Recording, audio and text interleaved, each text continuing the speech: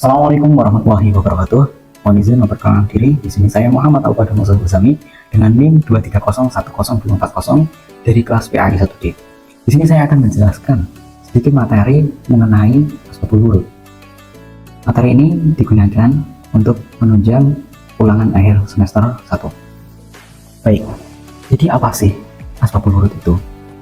Kalian mungkin belum mengetahui banyak tentang asbabul wurud. Nah, sedangkan kalian di sini perlu mengetahuinya juga. Selain asbabul wurud, juga ada asbabun nuzul. Asbabun nuzul kalian pasti sudah tahu, yaitu sebab turunnya ayat Al-Quran. Nah, sedangkan asbabul wurud kalian pasti asing. Jadi asbabul wurud itu adalah sesuatu yang memunculkan hadis itu turun, atau hadis itu dikeluarkan. Seperti itu. Secara singkatnya seperti itu. Nah, di sini kita akan membahas tiga aspek mengenai asbabul wurud. Yang aspek pertama tentunya definisi dari asbabul wurud itu apa. Yang kedua yaitu macam-macam. Nah, emang ada ya macam-macamnya asbabul wurud? Ada, tentunya ada. Macam-macam sebab turunnya hadis itu ada nanti ya. Kemudian yang ketiga itu mengenai manfaat kita mengetahui asbabul wurud. Oke, di sini saya akan menjabarkan mengenai aspek yang pertama, yaitu aspek pengertian dan juga istilah menurut tokoh-tokoh seperti itu. Di sini pengertian kita ambil dari kata ini. Asbabul wurud mesti ada dua kata, yaitu dari kata asbab dan juga wurud. Dua kata ini yang menunjang pengertian atau definisi yang akan kita jabarkan. Nah, asbab itu dari bentuk lughah sini, yaitu asbab A-nya 2. Kalau ini A-nya 1, kalau ini A-nya 2. Di sini A-nya 2. Nah, artinya asbab itu apa? Ini jika kita jabarkan secara mudah dari bahasa Indonesia itu juga artinya itu sebab. Nah, mudahnya gini, sebab. Nah, di sini asbab itu apa? Artinya itu menghubungkan suatu benda ke benda yang lainnya. Contohnya seperti itu. Mudahnya seperti itu.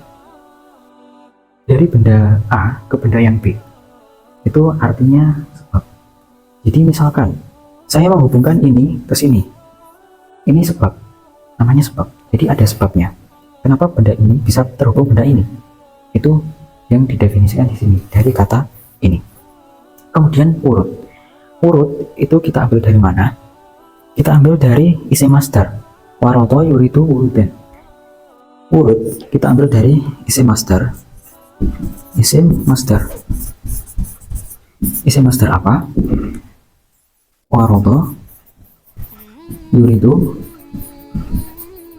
dan urudan. Nah, ini artinya apa sih? Kalian sudah mengetahui apa belum kira-kira? Artinya apa? Warodo yuridu urudan. Nah, di sini artinya itu apa? Artinya itu datang atau sampai. Nah, di sini artinya itu datang atau sampai. Datang. Nah, apa sih yang datang? Nah, jadi yang datang atau yang sampai itu adalah hadis tersebut yang dikeluarkan oleh Rasulullah. Jadi, yang sebelumnya saya akan menjabarkan juga yang namanya hadis. Hadis itu adalah sesuatu perkataan atau perbuatan atau tingkah laku juga yang dikeluarkan oleh Rasulullah. Seperti itu. Jadi ini sabda, bukan firman. Kalau firman itu dari Allah. Al-Quran surat ini. Itu contohnya itu firman. Kalau ini itu sabda. Nah, di sini sebab. Nah, yang sebab itu apa? Sebab turunnya, datangnya sebuah hadis. Nah, ini yang akan kita bahas. Asbabul wurud, sebab-sebab turunnya hadis. Itu asbab itu dari kata asbab yang artinya itu adalah menghubungkan antara benda yang satu dengan benda yang lainnya. Sedangkan wurud itu dari kata isim masdar, yaitu warodo yuridu wurudan, yang artinya datang. Yang datang itu adalah sebuah hadis tersebut. Itu. Kemudian yang kedua itu adalah mengenai pengertian dari para tokoh. Saya mengambil dari Hasbi As-Siddiqi yaitu ilmu yang menerangkan sebab-sebab Nabi mengeluarkan sabdanya dan masa-masa Nabi menuturkannya. Itu dari Hasbi Asy-Syafi'i. Jadi kita sudah jelaskan, kesimpulannya adalah asbabul wurud itu adalah sebab turunnya hadis. Mudahnya seperti itu saja. Kemudian yang kedua kita akan membahas yang namanya macam-macam. Sini, ini pengertian ke satu. Pengertian yang kedua, kita akan bahas macam-macam. Macam dari turunnya hadis.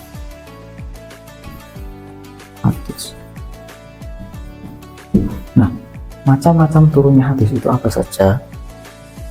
Macam-macam dari turunnya hadis itu ada 3. Nih, yang akan saya jabarkan tadi. Yang pertama,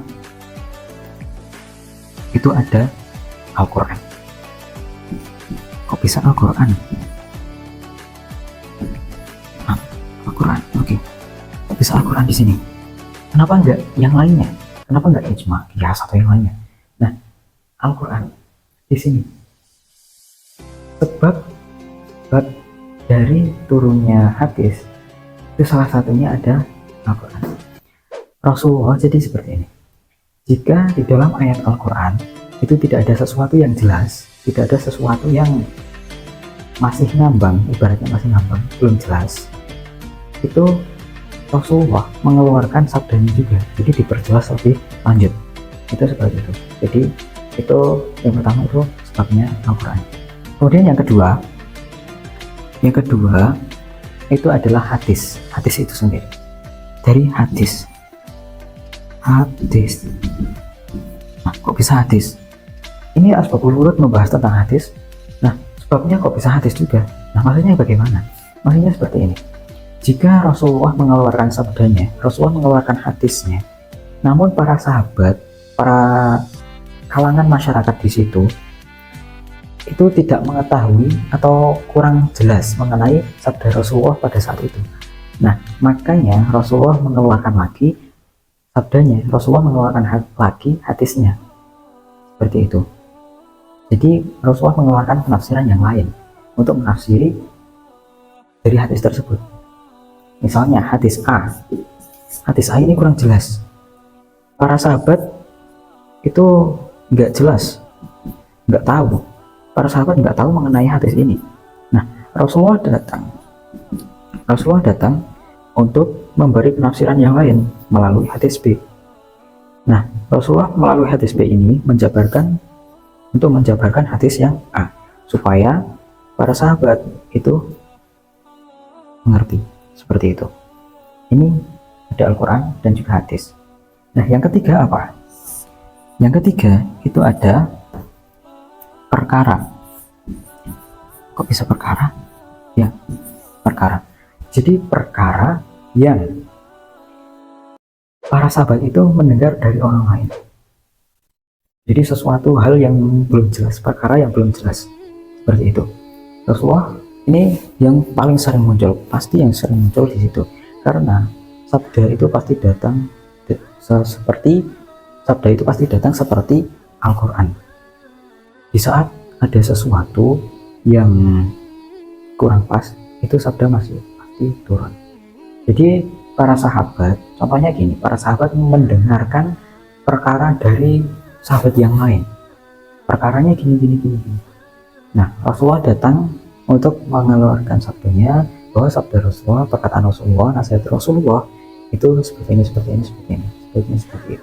Nah, itu adalah beberapa macam turunnya hadis. Ada 3, Al-Quran, dari hadis itu sendiri, dan juga dari perkara yang para sahabat mendengar dari sahabat yang lainnya.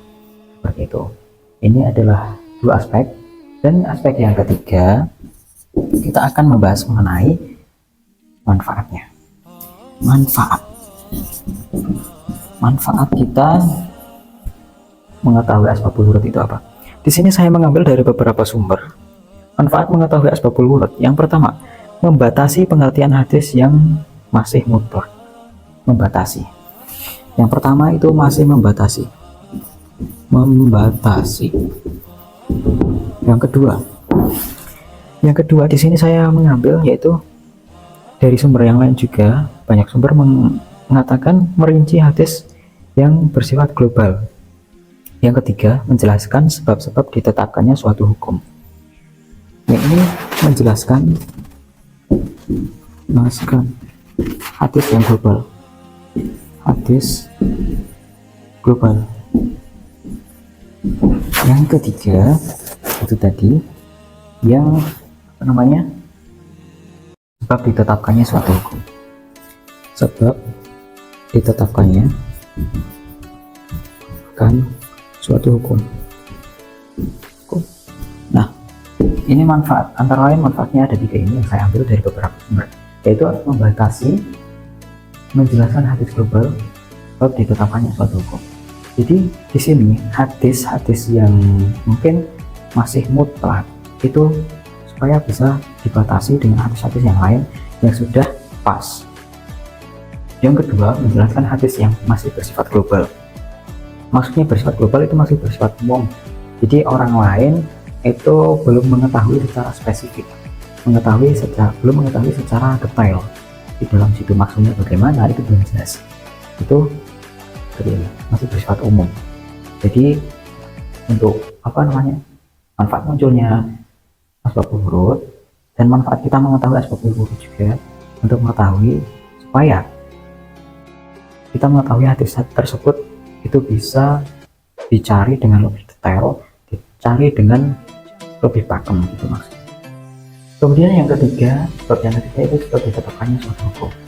Nah, karena ada perkara tadi seperti yang ini macam sebab turunnya hadis perkara tersebut, nah makanya ditetapkanlah suatu hukum tersebut menggunakan hadis ini, menggunakan hadis itu. Nah, itu sebab dari turunnya hadis. Manfaatnya antara lain ada 3 ini. Nah, seperti itu kurang lebihnya. Mohon maaf bila ada tutur kata yang kurang berkenan. Jika ada pertanyaan, kalian bisa tanyakan di kolom komentar. Oke, saya akhiri di sini. Saya Muhammad Popandal Masud Uzami undur diri. Kurang lebihnya mohon maaf bila ada tutur kata yang salah atau yang kurang. Wabillahi taufiq wal hidayah. Wassalamualaikum warahmatullahi wabarakatuh.